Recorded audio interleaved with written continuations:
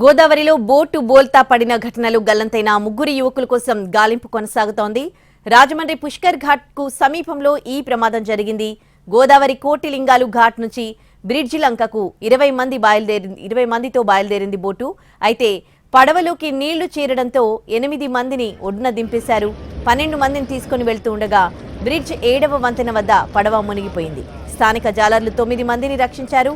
ముగ్గురు యువకులు గల్లంతయ్యారు. గల్లంతైన వాళ్లలో బోటు నడుపుతున్న మత్స్యకారుడు కూడా ఉన్నాడు.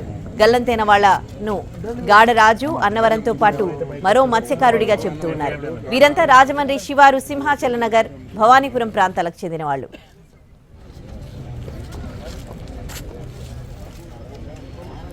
గోదావరిలో బోటు బోల్తా పడిన ఘటనలో గల్లంతైన ముగ్గురు యువకుల కోసం గాలింపు కొనసాగుతోంది. దీనికి సంబంధించి మరింత సమాచారాన్ని మా ప్రతినిధి శ్రీనివాస్ అందిస్తారు.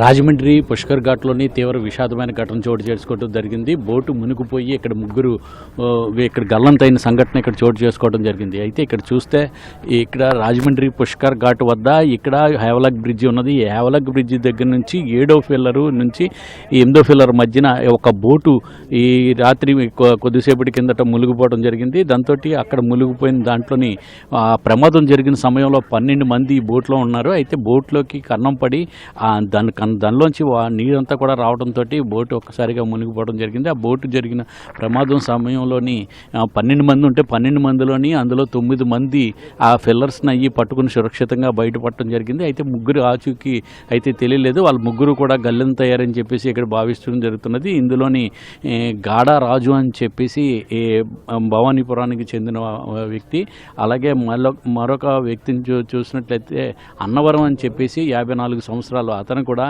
ఇందులోనే ఎక్కడ మునిగిపోవడం కూడా జరిగింది. అయితే దాంతో సింహాచల నగరం చెందిన ఆయన, దాంతో పాటు ఒక బోటు నడిపే కార్మికుడు కూడా ఒక అతను ఇందులో మునిగిపోయాడని చెప్పేసి చెప్తున్నారు. అయితే ఇక్కడ ప్రమాదం జరిగిన సమయంలోని ఇక్కడ వీళ్ళందరూ కూడా ఒక్కసారిగా బోటు బోల్తా పడిపోతుంటే వాళ్ళందరినీ కూడా బయటికి తీసుకురావడానికి ఇక్కడ చేపలు పట్టే మత్స్యకారులు ఉన్నారు. ఆ మత్స్యకారులందరూ కూడా ఆ సమయంలోని వాళ్ళందరినీ కూడా బయటికి తీయటం జరిగింది.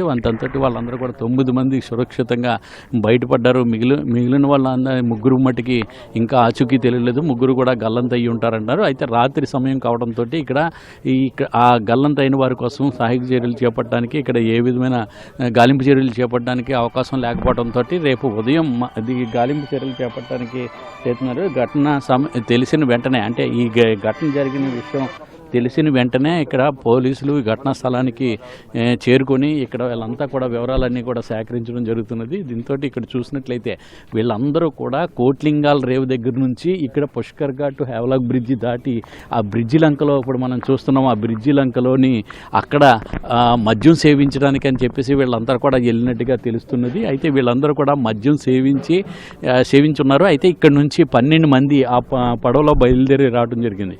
అంటే ఇక్కడ పుష్కర్ ఘాట్ దగ్గర నుంచి వాళ్ళందరూ కూడా బయలుదేరి 12 మంది వెళుతున్న సమయం ఇక్కడ వెళ్ళడం జరిగింది. ముందు 20 మంది ఈ బోట్లో ఎక్కడం జరిగింది. అయితే బోట్లో ఎక్కిన తర్వాత కొద్దిగా ఎదరకెళ్ళిన తర్వాత అందులోకి నీళ్ళు రావడంతో మళ్ళీ అందులో కొంతమందిని 8 మందిని పుష్కర్ ఘాట్లో దింపివేసి మళ్ళీ 12 మందితో బయలుదేరి మళ్ళీ బోటు ఎక్కడికి వెళ్ళడం జరిగింది. వెళ్ళిన తర్వాత అక్కడ 7వ స్తంభం దాటి అక్కడ 7-8 స్తంభాల దగ్గర అక్కడ చేరే సమయానికి ఆ బోట్లోకి ఒకసారి నీళ్ళంతా కూడా బోట్లోకి రావడంతో అదంతా కూడా బోల్తా పడి ఆ బోట్ అంతా కూడా మునిగిపోవడం జరిగింది. దీంతో అందులో ముగ్గురు ఈ ప్రమాదంలో గల్లంతయ్యారు. గల్లంతైన వారి వివరాలన్నీ కూడా సేకరించడంతో పాటు అంటే దీనిలోని ఈ మత్స్యకారులు అంటే కొంతమంది ఈ ప్రమాదం నుంచి బయటపడ్డారు.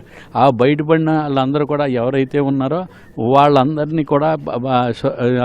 కూడా సురక్షితంగా వాళ్ళ ఇంటికి పంపించడం జరిగింది. వాళ్ళు ఇచ్చిన సమాచారం మేరకు ఇక్కడ ఎవరెవరు దీనిలోని ఈ ప్రమాదంలో చిక్కున్నారు, గల్లంతయ్యారు, ఈ గల్లంతైన ఘటనలో ఎవరెవరు ఉన్నారనే వివరాలన్నింటినీ కూడా పోలీసులు సేకరించడం జరుగుతున్నది. ఈ మేరకు 3 టౌన్ పోలీసులు కేసు నమోదు చేసి దర్యాప్తు చేస్తున్నారు.